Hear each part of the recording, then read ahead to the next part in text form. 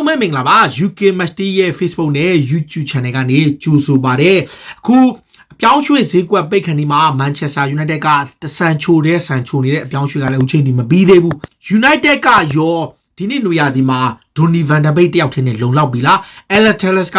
United ကိုပြောင်းဖို့တေချာလောက်ရှိနေတာတော့မှန်တယ်ဒါပေမဲ့ကျွန်တော်ပြောချင်တာ World Class အဆင့်ရှိတဲ့နောက်ထပ်ကစားမတယောက်ရပါမလားလက်ရှိနေထားရ Manchester United ကိုကြည့်ရင်အသင်းကထွက်မဲ့ကစားမတွေကလည်းတစီတန်းကြီးရှိနေတယ်ခက်တာက Manchester United ရဲ့ဘုတ်ဖွဲ့အဒူဘူးရဲ့ပြဿနာကရောင်းတင်ရောင်းထိုက်တဲ့ကစားမတွေကိုရောင်းချပါလေအမတန်နှေးကွေးနေတာပါမလိုလားအပ်တဲ့တောင်းဆိုမှုတွေပြောင်းရွှေ့ကြီးတွေအများကြီးတောင်းဆိုနေတာ Marcos Rojo ဆိုရင်သူတို့ခေါ်ထားတော့က16တန်းပေးခဲ့ရတာเนาะအခုသူကတန်း20လောက်တောင်းတဲ့ခါမှာသူ့ကိုခေါ်မဲ့အသင်းမရှိဘူး Smalling လည်းဒီတိုင်းပဲ Smalling ကိုတန်း18တန်းနဲ့တန်း20တန်းတောင်းတဲ့ခါမှာ Roma နဲ့အဆင်မပြေ Inter Milan နဲ့အဆင်မပြေဒီကြားထဲမှာ Fee Jong ကလည်းအသင်းမှာဆက်ထားဖို့တေချာလောက်ရှိတဲ့ခါမှာ Fee Jong ကိုလည်းဘာကြောင့်မထုတ်တာတခြားကစားမတွေဖြစ်ကြတဲ့ကွင်းလယ်မှာဖော့ပါကိုသူမကြိုက်ရင်လည်းပြက်ပြက်သားသားဆုံးဖြတ်လိုက်ဒီနေရာမှာပြတ်သားမှုတွေမရှိဘူး Andre Pereira ကတော့ Lazio ကိုပြောင်းပြီးဒီတိုင်းမှာ Diego Dalot ကိုလည်းသူရောင်းမယ်နဲ့အခုလောလောဆယ်မှာမရေရာသေးဘူးဆိုတော့သူ့အနေနဲ့ကစားမတွေအများကြီးအသင်းကတော့လူတွေများနေတယ်ဒါပေမဲ့ခက်တာကလူတွေများပြီးဟုန်ပြီးတော့ဘာမှမကောင်းဘူးဖြစ်နေတယ်ပြောချင်တာကဘယ်လိုဆိုတကယ် proper first line အပြီးရင်ကျန်တဲ့ကစားမတွေကသုံးမရတဲ့အနေအထားမျိုးရှိတဲ့ခါမှာဒီကစားမတွေကို9ယောက်လောက်ရောင်းမယ်လို့အရူဘူးပြောထားပါတယ်ဂျေဒန်ဆန်ချိုကိုရဖို့9ယောက်လောက်ရောင်းမယ်ဆိုရင်လည်းပြက်ပြက်သားသားရောင်းပြီးတော့မှအမြန်ဆုံးကစားမတွေကိုဝယ်ပါဒါ United အနေနဲ့လှုပ်တင်လှုပ်ထိုက်တာပေါ့သူတို့အနေနဲ့သေးကြတဲ့နောက်ခံလူတယောက်ကပြီးတော့မှတိုက်စစ်မှုတယောက်လိုအပ်ရင်ဖြစ်ကောင်းဖြစ်ရင် maybe အခွင့်အရေးရိုင်ထပ်ဝင်မယ်ပြီးတော့မှ Sancho က target အလုံးစုံ3ယောက်ပဲဗျာ2ယောက်နဲ့3ယောက်2ယောက်ဆိုရင်တော့ Alex Telles နဲ့ Sancho ဒါမှမဟုတ်ရှင် Myla Sa ဘာညာပေါ့ဆိုတော့ United ကအခု Crystal Palace နဲ့ကစားခဲ့တဲ့ပထမပွဲ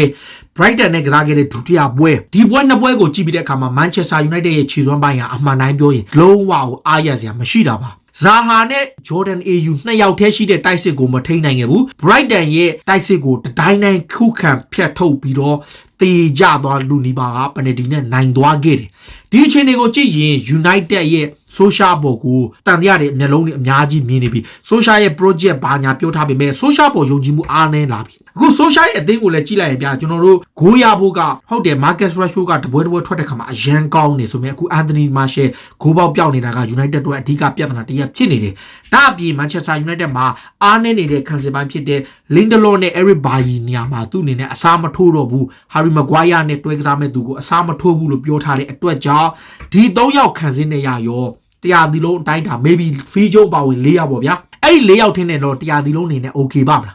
ဘယ်ဘက်ချက်မှာ Brandon Williams ရှိတယ်လူရှော်ရှိတယ်အခု Alex Telles ပါထက်တွက်လိုက်ရင်3ယောက်တောင်ဖြစ်သွားမယ်ဒီအတွက် okay နိုင်ပေမဲ့ညာတောင်ဘက်မှာ one backer ကမရှိရင်ဘယ်သူကစားမှာလဲ Diego Dalot ကသူ့ရဲ့ option ဖြစ်ပေမဲ့ Dalot ကိုမကြိုက်တဲ့အခါ Tanzanbi တို့ Fusimanset တို့ဒီတယောက်မို့တယောက်သူသုံးနေတာကွင်းလယ်ပိုင်းမှာအခု Lingard တို့ဘာတို့ကလည်းဘာလုပ်မှာလဲအသင်းမှာဆက်ထားမှာလားရောင်းမှာလား Europa League ပြိုင်ပွဲမဟုတ်တော့ဘူးဒီနေ့က Champion League ဖြစ်တဲ့အတွက်ကြောင့်အရန်တွေထုတ်ကန်လို့မရဘူး Champion League ပွဲတွေမှာသူတို့အနေနဲ့လူဆုံးထုတ်ရတော့မယ့်အခြေအနေမှာကစားမတွေအရန်မြ squad ကအရန်ကြီးတယ်ဒါပေမဲ့ quality ကအရန်နည်းတယ်အဲ့လိုဖြစ်နေတယ်ဆိုတော့ Adu ကိုတိုင်က Social နဲ့ Adu က Jadon Sancho ကိုအပြောင်းရွှေ့ရဲ့နောက်ဆုံးပတ်မှာပေါင်တန်း90နဲ့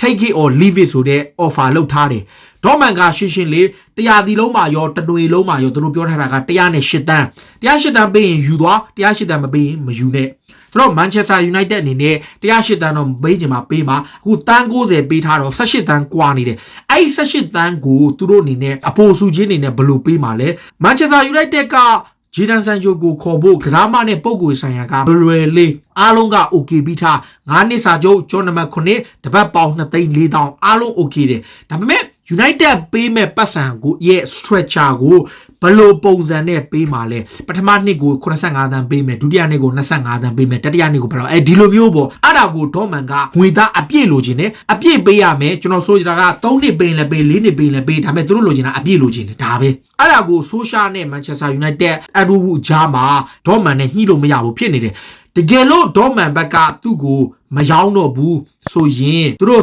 target ထားတာက Myla Sa ပေါ့ Ismail Myla Sa ဆိုတဲ့ Watford ရဲ့တောင်ပန်ကစားမဒီကစားမက22နှစ်ပဲရှိသေးတယ်တကယ်ကိုငယ်တဲ့ကစားမ Premier League လည်းအတွေ့အကြုံရှိပြီးသား Sancho လိုတော့ excited ဖြစ်ကောင်းဖြစ်မှန်မှာပို့ဘူးပေးသက်တွေနေနဲ့ဒါပေမဲ့ Premier League မှာကောင်းကောင်း job done လုပ်နိုင်တဲ့ကစားမမျိုးအဲ့ကစားမရဲ့တန်ကြီးကလည်းတန်း40ရှိတယ် United ကလည်းတန်း40မပေးချင်ဘူးသူတို့ကလည်းတန်း30လောက်ပဲပေးချင်တယ် Watford ကတန်းဆင်းသွားပေမဲ့သူတို့ကိုယ်တိုင်တန်း30နဲ့ဝယ်ထားတဲ့အတွက်ကြောင့် နေဆုံးတော့10 တန်းလောက်တော့အမြက်လိုချင်တယ် Ismail Maila Sarr ကလည်း United ရဲ့ second option ဖြစ်ထားတယ်စောပိုင်းတော့ကကျွန်တော်တို့ပြောထားတာမှတ်မိသားမသိဘူး United ဟာအပြောင်းရွှေ့ဈေးကွက်ရဲ့နောက်ဆုံးပတ်မှသာသူတို့အနေနဲ့ခက်ကြမ်းကြမ်းလှုပ်သွားမယ် Bruno Fernandes ကိုခေါ်တော့ကလည်းဒီတိုင်းပဲတကယ်အရင်တော့က big deal တွေအားလုံးကိုလည်းနောက်ဆုံးဈေးကွက်ပိတ်ခန့်ဒီလေးမှာကတ်ခေါ်တဲ့အလုပ်လုပ်လေးရှိတဲ့အတွက်ကြောင့် transfer market ရဲ့နောက်ပိုင်းရက်တွေဟာ busy ဖြစ်မယ်လို့သူတို့အားလုံးကမျှော်လင့်ထားတာပါဆိုတော့ Borussia Dortmund ကိုတောင်ရှိသူတွေကဒီ Manchester United က Edward Wu ရောအပြောင်းရွှေ့ဆောင်ရွက်တဲ့သူတွေအားလုံးကဒီတစ်ပတ်အတွင်းမှာ official bid လုပ်ပြီးပေါင်တန်း90ရှိပါတယ်ပြီး Dortmund ကဘယ်လိုတုံ့ပြန်မလဲနောက် United ဘက်ကဘယ်လို response လုပ်ပြီးတော့ဘယ်လိုပါတွေထပ်ပြီးဖြည့်ဆည်းပေးမလဲဒါကလက်ရှိနေထား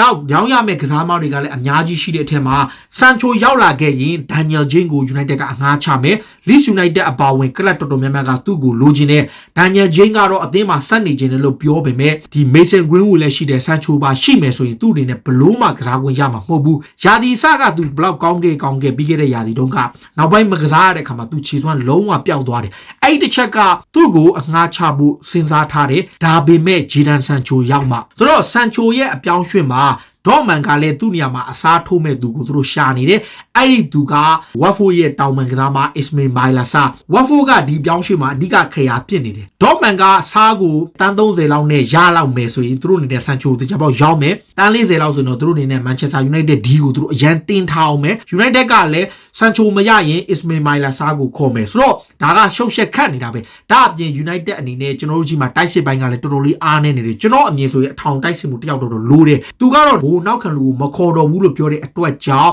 နောက်ခံလူကိုကျွန်တော်တို့ထည့်စဉ်းစားကြမလို့တော့ဘူး Jadon Sancho ရဲ့ Alex Telles ကနှစ်နေရာကိုဖယ်လိုက်ရင်တိုက်စစ်မှုတယောက်လိုတယ်တိုက်စစ်မှုကဗျာအမှန်တမ်းပြော United မှာမရှိဘူးမို့ရှိတယ်ဒါပေမဲ့အဲ့ရှိတဲ့ဟာက quality အစင်တန်းမရှိဘူး Anthony Martial ကလည်းကောင်းတဲ့အချိန်မှာစွတ်ကောင်းပေမဲ့ရုံးကန်ရပြီးခြေစွမ်းပြောင်းနေတောင်းလျှောက်ပြောက်တာဆိုတော့ဘာကြောင့် Edison Cavani လိုအလွတ်ပြောင်းရွှေ့ခြင်းနဲ့ရနိုင်မယ်တစ်နှစ်နှစ်နှစ်လောက်သုံးကြည့်ပါလားဗျာ33နှစ်ရှိပြီဗျာအခုနောက်ထပ်တစ်နှစ်နှစ်နှစ်လောက်သုံးလို့ရှိရင်သူဟာထိတ်တန်းအရှိတဲ့တိုက်စစ်မှုတကယ် proper center forward ဖြစ်တဲ့ကြောင့် United တွေနဲ့ကြိုးပမ်းတင်တာဒါကို Manchester United ဘက်ကမကြိုးစားတဲ့အနေအထားမျိုးရှိတယ် Social ရဲ့အနာဂတ်ကိုဒီတော်တော်များများကတော့ဝေဖန်နေကြပြီအထူးသဖြင့်ကစားခဲ့တဲ့သူ့အသင်းရဲ့ခြေစွမ်းပိုင်းကိုအားရကျေနပ်မှုမရှိတာခံစစ်ကတည်ငြိမ်မှုမရှိဘူးဂိုးတွေတောက်လျှောက်ပေးနေရတယ် Crystal Palace ကို3ဂိုးပေးရတယ် Brighton ကို2ဂိုးပေးရတယ်ဂိုးတွေတောက်လျှောက်ပေးနေရတယ်ကွင်းလယ်မှာလည်းဖော့ပါရဲ့ situation ဖော့ပါကိုပဲသုံးရမှာလားဒိုနီဗန်ဒဘိတ်ကိုပဲ3ရမှာလားဆိုရှာအနေနဲ့အခုချိန်ထိမသိသေးဘူးဖော့ပါရောဗန်ဒဘိတ်ကိုဘရူနိုဖာနန်ဒက်စ်ကို3ယောက်ပဲ3ပါလားမသိကြသေးဘူးဒီကြားထဲမှာ Fred လား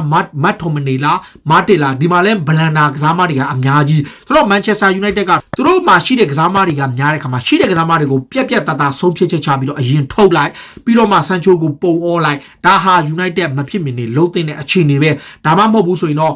ဟိုလူရှိဒီလူရှိဟိုလူရှိဒီလူရှိနဲ့ဒီအောင်ဝါနဲ့ပဲ transfer ဈေးကွက်ပြီးသွားမှာပါဒါပေမဲ့အခုလောလောဆယ်ကျွန်တော်တို့သိထားတာက Jadon Sancho ကိုနောက်ဆုံးအပတ်မှာပဲ United ကတန်း90နဲ့တရားဝင်ကမ်းလှမ်းထားပါတယ်ဆိုတော့ Manchester United ပြည်သက်တွေကရောဘယ်လိုမြင်ကြလဲဘာတွေအားနည်းမှုရှိတယ်လက်ရှိအသင်းရဲ့လူစင်းနဲ့လက်ရှိအသင်းရဲ့အနေအထားကဒီနေ့ရာသီမှာဘယ်လောက်ထိမျှော်လင့်နိုင်လဲတကယ်လို့ခေါ်မဲ့ကစားမတွေသာရောက်လာခဲ့ရင်ရောဘာလောက်ထိပြောင်းလဲသွားပြီးတော့ဘာတွေမျှော်လင့်လို့ရနိုင်လဲခေါ်ခွင့်မရခဲ့ဘူးခေါ်မဲ့ကစားမတွေမရောက်ခဲ့ရင် United ကဘလောက်ထိအခြေအနေဆိုးသွားနိုင်ပြီဘလို့အခြေအနေမျိုးနဲ့ရင်ဆိုင်သွားရနိုင်လဲကိုမတ်မှာဝင်ရောက်မှတ်ချက်ပေးကြပါလို့ပြောရင်လည်းဒီနေ့အစီအစဉ်ကိုဒီမှာပဲအဆုံးသတ်ပြစေအားလုံးကိုကျေးဇူးတင်တယ်နော်